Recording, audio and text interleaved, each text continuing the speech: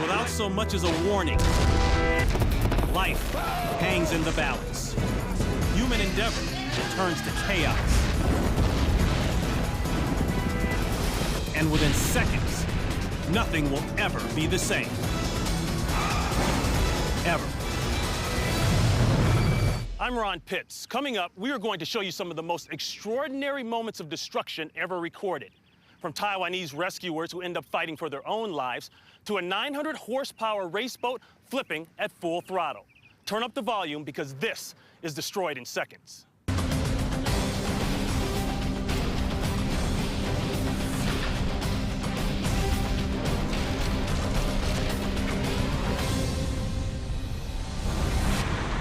I smell gas, so it can't be long before it starts.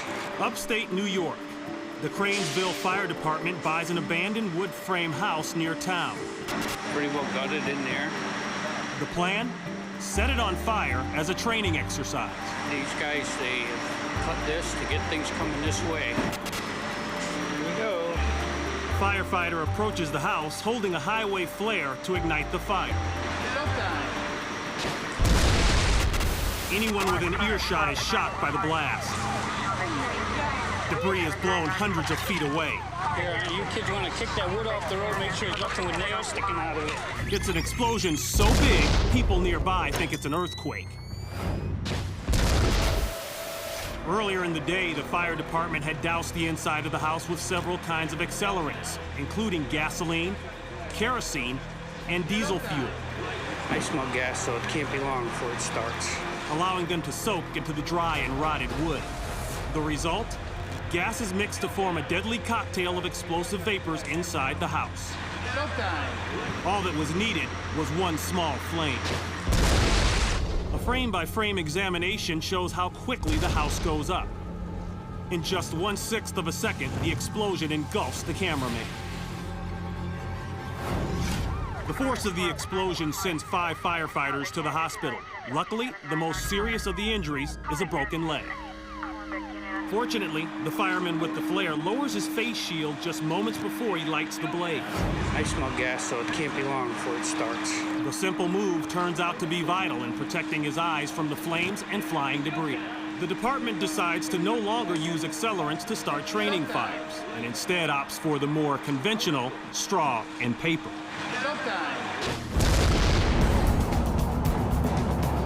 Weatherford, Texas. Police are hot on the heels of a robbery suspect as he leads them on a dangerous ride. I just put his sunglasses on. We're turning into Trace Ridge. He tears through residential areas.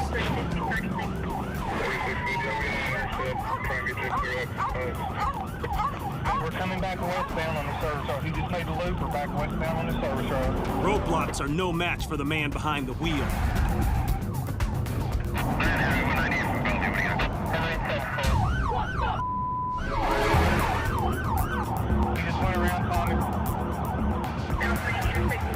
He cuts one corner by driving through a gas station parking lot at high speeds, endangering the lives of innocent bystanders.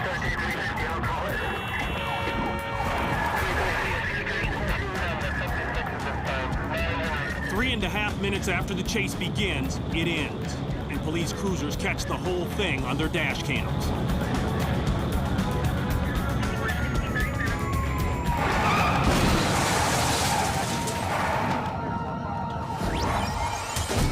The driver veers into the oncoming lane and hits a van head on.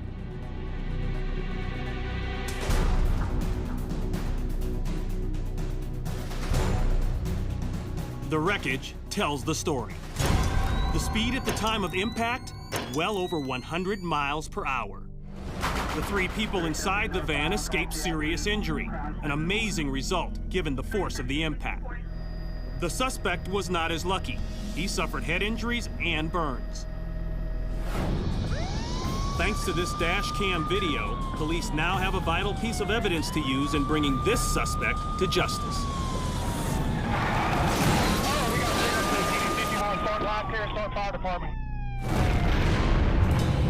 Plymouth, England.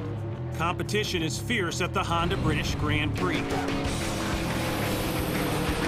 Pilot James Shepard and his co-pilot Chris Parsonage are competing in their 900 horsepower powerboat.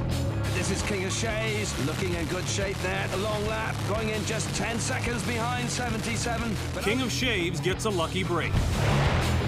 losing power on one engine, and King of Shays are back into second place in the championship. Steam broke down, that's all right. Okay, just push like hell. At 125 miles per hour, the race is neck and neck. Last lap, 3 minutes, 4.11 seconds. Just inches from first place, they need to hit the next turn hard to edge into the lead. And straight for the bullet! And too tight on it! Doesn't matter, we're gonna shut down! The pilot hits the throttle and accelerates to 138 miles per hour. But as he takes the turn, their desire to win changes to a fight for survival. That is absolutely massive. The World Championships of the Honda British Grand Prix. James Shepard and Chris Parsonage are competing with their powerboat, King of Shades. Closing in on first place at 138 miles per hour, they steer a hard left. And too tight on it! And then, That is absolutely massive. the 10,000-pound powerboat catches a wake left by competitors. The $2 million vessel flips violently, smashing the right side of the hull and submerging the two pilots. That's all right, keep on it, keep on it, keep on it! Oh. James and Chris are trapped upside down as water floods the cockpit. The team frantically searches for their oxygen masks, and James takes one last gasp of air and tries to abandon ship. King of Shaves has crashed. Every second feels like an eternity.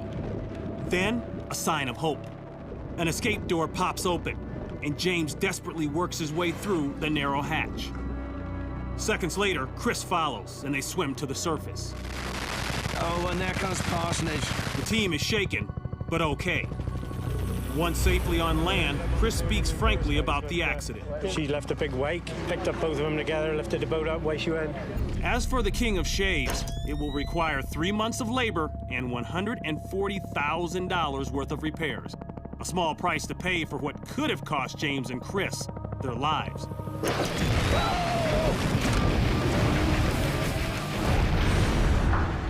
Three Rivers, Texas. A welding mishap ignites a fire in an oil storage tank.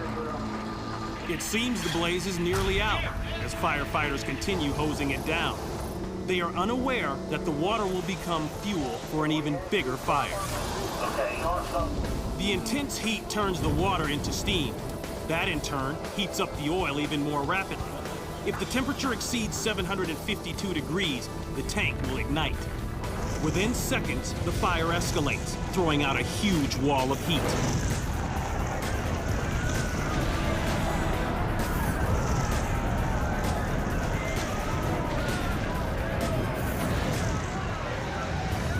The explosive fire radiates heat so intense that people more than 200 yards away suffer third-degree burns. Breathless bystanders who escape the searing heat are certain there must be serious injury. Better get families headed this way. The people down there are gonna be burned bad. Even the cameraman gives up his lockdown tripod shot and runs.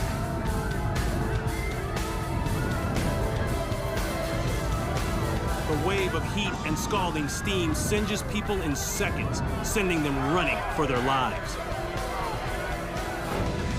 Although 22 people suffered second and third degree burns, no lives were lost during this fire. Tainan, Taiwan. In order to improve their emergency response teams, the Taiwanese government has organized a joint swiftwater rescue training exercise.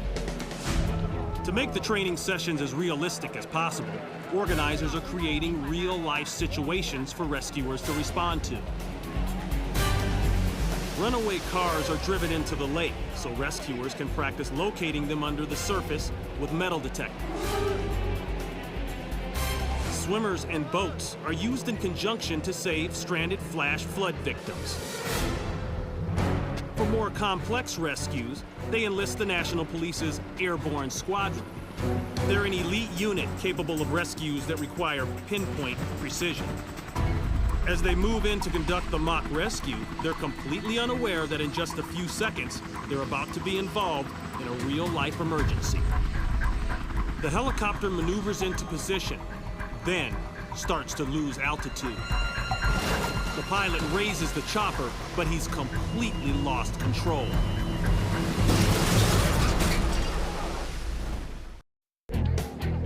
Emergency workers are holding a massive training exercise in Tainan, Taiwan. On hand to demonstrate an aerial water rescue is the National Police's elite airborne squadron. But as the team moves into position, it soon becomes obvious that they're the ones who need rescue. The chopper pulls out of the water, but the pilot can't hold on.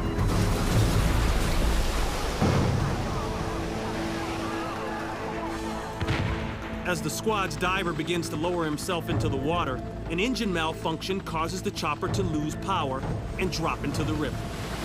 The diver stays with the chopper, but as it begins to spin out of control, he's thrown into the water. Then, the 40-foot rotors rip into the river and shatter into pieces, just inches away from where the diver hit the water. The pilot is able to escape, but the co-pilot's leg is stuck, and he can't free himself from the wreckage. The fallen diver surfaces next to the helicopter, seemingly unharmed. The co-pilot struggles to get loose as the sinking helicopter is taken downstream by the current. Pontoon boats arrive as he slips below the surface of the water. But just moments after the co-pilot is pulled under, a rescuer is able to free his leg, and they both rise to the surface. They race him back to shore, where EMT crews are waiting. The co-pilot and everyone else involved know that if this accident had happened anywhere other than at a rescue training exercise, the end result could have been fatal.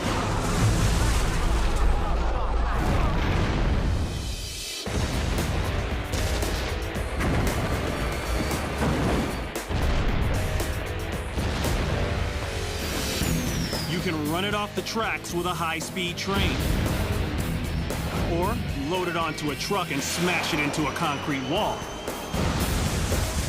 No matter what you do, this container is not going to break. It's called a nuclear flask, and back in the late 70s and early 80s, these solid steel 50-ton containers went through a series of trials to prove they could safely transport nuclear waste. This trial puts a flask on a flatbed truck. The unmanned vehicle is propelled down the test track by 2 rockets. Then, at 60 miles per hour, it smashes headlong into a concrete wall.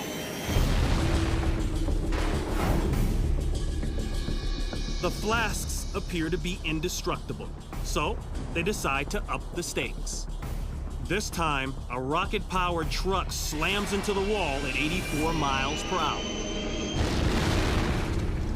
Remarkably, the flask still survives, even though it destroys everything surrounding it. But now the flask will undergo its most severe test yet. For this trial, a high-speed locomotive will plow into the container. The flask is rested on the center of the railroad tracks, and nearly 9 miles away, an unmanned train is set in motion.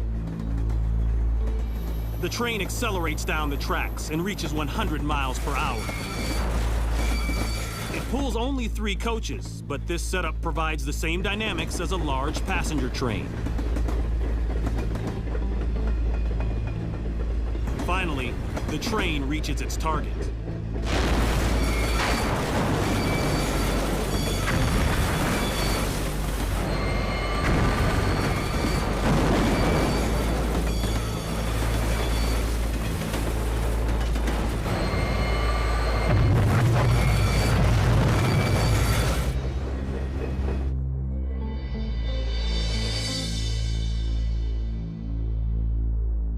The tremendous impact destroys the train. As for the flask, a pressure test reveals that it is structurally intact, a comforting thought for those who live along the routes where radioactive waste is transported. In fact, These tests have proven the nuclear flask to be virtually indestructible. As of today, not one radioactive leak or accident has occurred while transporting nuclear waste inside these robust containers.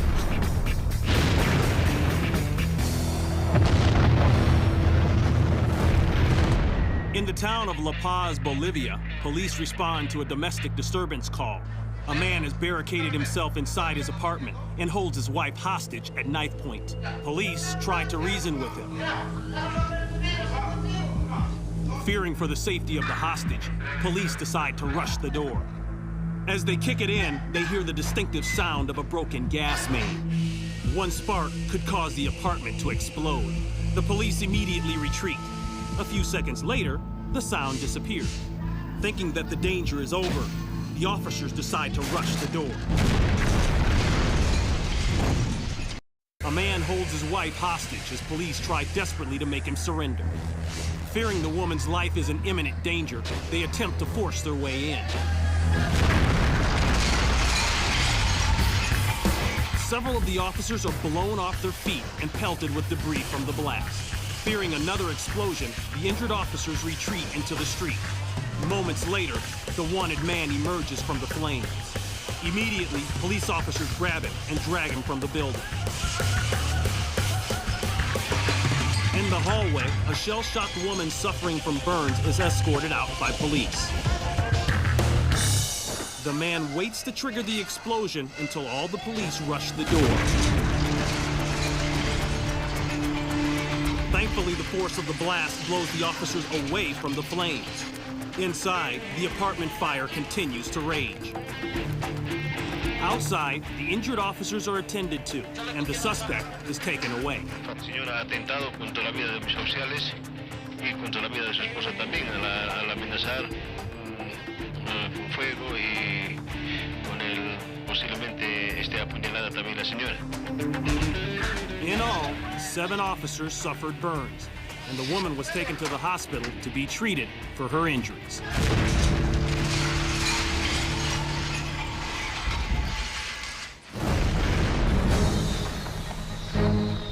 The sounds you are hearing are not coming from a war zone or military conflict.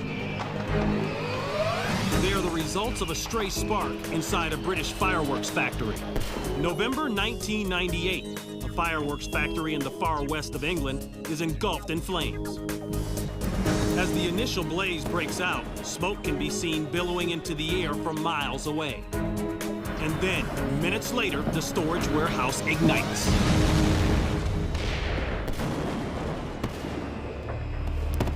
In a spectacular chain reaction, firework after firework shoot through the building's burnt roof and light up the sky.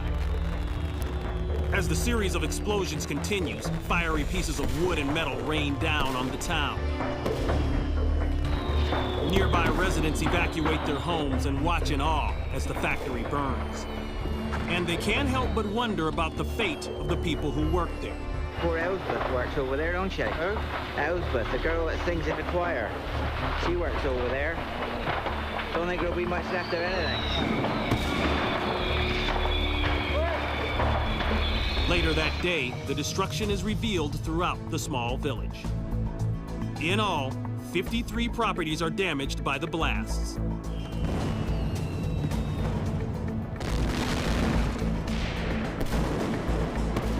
Windows are blown out, rooftops are burnt, and the factory is leveled. No one knows exactly what set the fireworks off, but thanks to a well-implemented evacuation plan, no factory workers or residents were injured.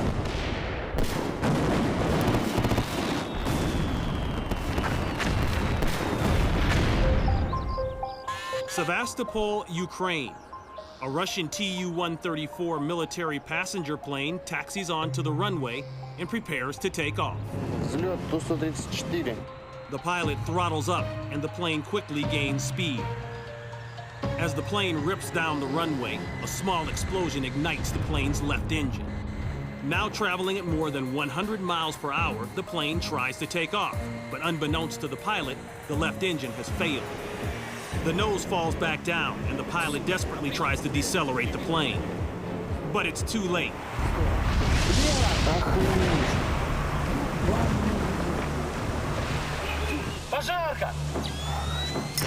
The aircraft plummets onto a field, causing the left wing to slam into the ground, ignite the fuel tank, and explode into a ball of flames. As the plane burns out of control, surely everyone on board must have perished. But amazingly, passengers and crew members managed to escape the billowing black smoke. Moments later, emergency crews arrive to extinguish the flames from the aircraft. An investigation reveals the cause of the accident to be a flock of birds sucked into one of the plane's engines during takeoff. A closer look at the footage shows the moment when the birds flew into the engine, sealing the plane's fate.